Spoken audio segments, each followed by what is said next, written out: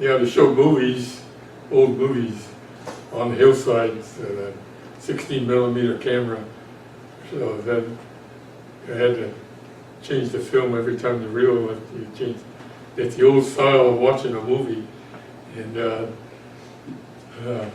that's one thing I remember. But as soon as we were allowed, this was in 1945, about the middle of 1945, we were allowed to come back to our house. So we came back to our house in Oakland there, it was still there. The neighbor had been, volunteered to watch the house for us and then used the house to rent it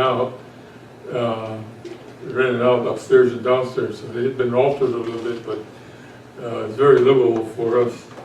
So that's where we were after the war, about 3 years or 4, 5, somewhere in the early 50s. I went off to college. I went to UC Berkeley, and commuted for a while, but then I found a room, a very bad room in College Avenue there, and I lived there for a couple of years. But I worked in the faculty club as first as a busboy, and later on I got promoted up to be the monitor of the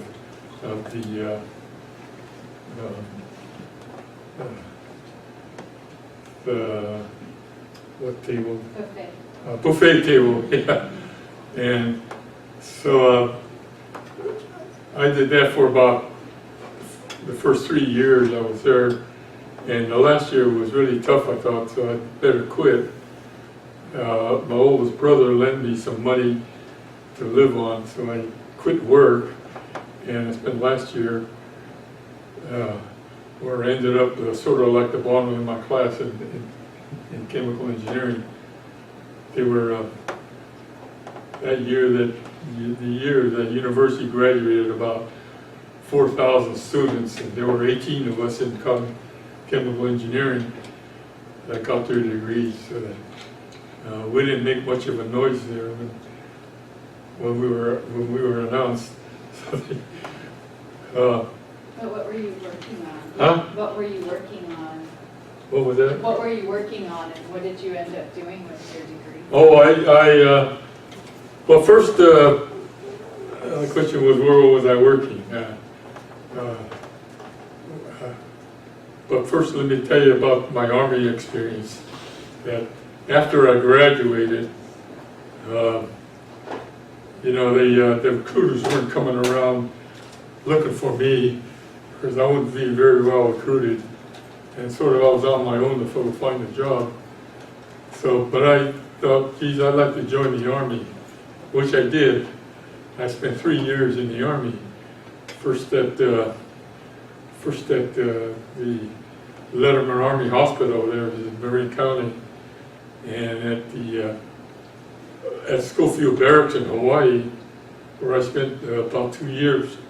And I thought, boy, this would be a great. All my brothers had been in the Army, and just about in those days, military service was mostly universal, and it was only the guys that got deferments that didn't go into the military. Anyway, I got a deferment, but I wanted to go in the military actually, so I went, and it was about the worst thing I ever did, but heck, I liked it, and it was a good time, although it took me 3 years of my life, and so that it was here in Marin County, right underneath the Golden Gate Bridge. Actually, is where the Army Hospital lab is, and in Hawaii, I was at Schofield Barracks, where if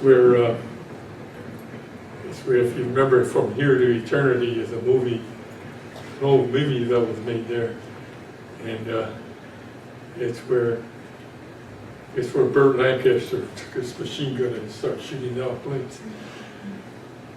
Anyway, And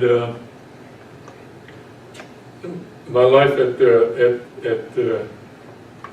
medical lab here, and which is something I really enjoyed. And so I wasn't sorry about not following up on my career. I did after I got out, and it wasn't the oil fields up in the North Bay that I ended up with. It was a company that developed or made ordnance devices, which is explosives and pyrotechnics devices. And so I had a job there mixing up explosives and blowing things up, which is a lot of fun. And this was in Livermore, California, and after about 6 months, the owners there announced that they wanted to move the whole company down to Silicon Valley.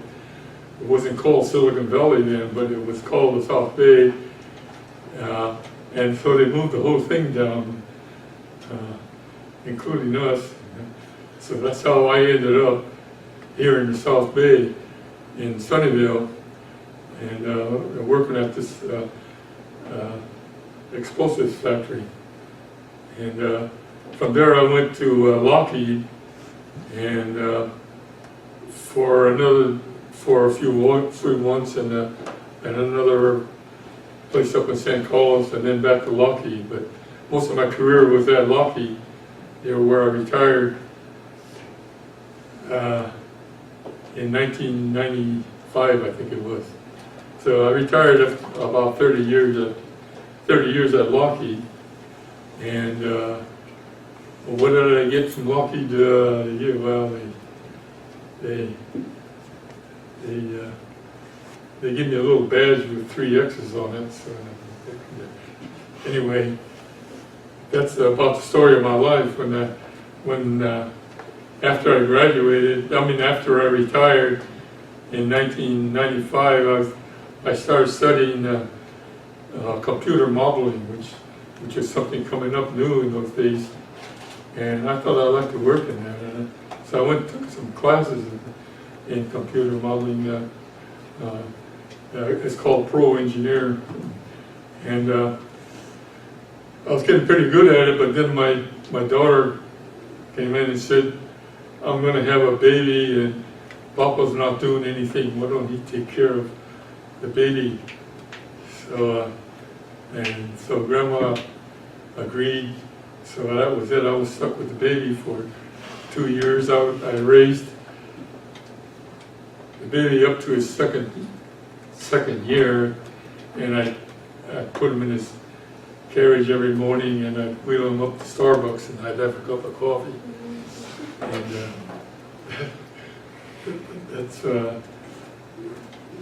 that was about 2 years of my life. So, the rest of it is, from there on, life gets kind of hazy. And I don't remember much after that, except that I do continue to go to Starbucks all the time. And about 5 years ago, my son-in-law Jeremy talked me into coming here to the OLLI class. OLLI is a program here on the campus that is for older people, to keep older people off the streets, not in trouble, to give them classes. So I've been taking those about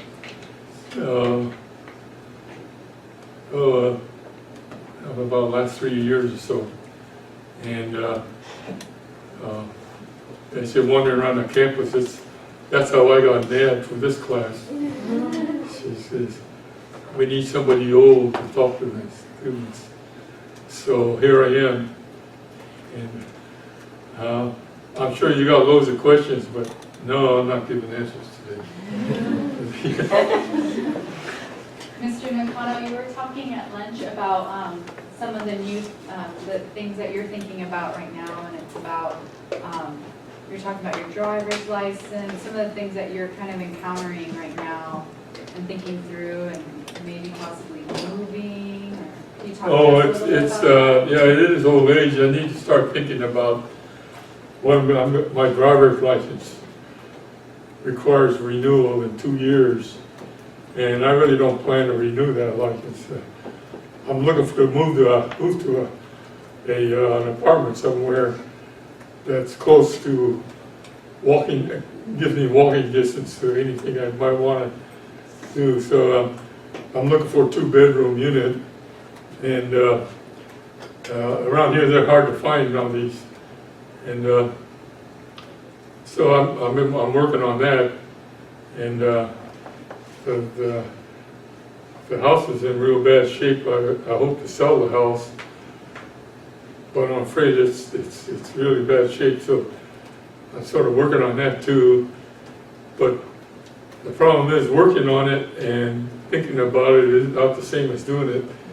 And so I spend all day sitting, looking at things, saying, "Yeah, I had to paint that, and I had to fix this," but I never do it.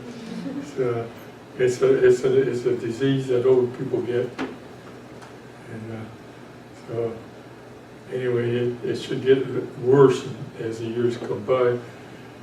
Anyway, I hope to get all this done in about 10 years when I really need it. Something, maybe 15. Maybe 20. How long have you lived in your house in Sunnyvale?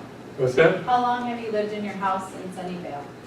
I've been there since 1967, which is how long? 50 years.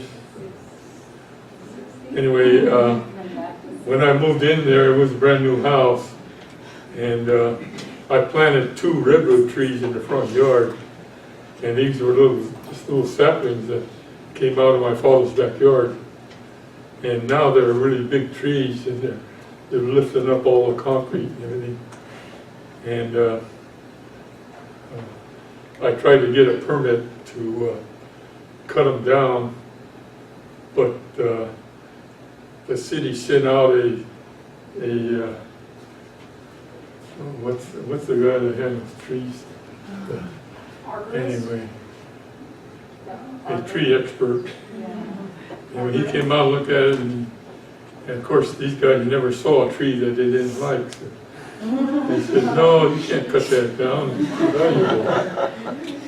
So they gave me the option of going before the city council to argue about cutting them down, but they said, "Well, we got to charge you for that council meeting."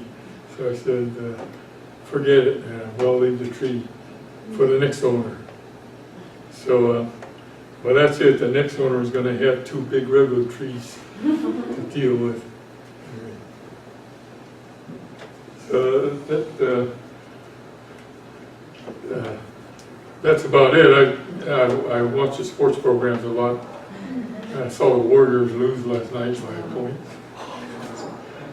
And so they're not going to have an unbeaten season. Some of the baseball, I'm an Oakland A's fan, but being a fan there it made me following players that have been traded to other teams, like Sonny Gray and the guy in Houston, I forgot his name.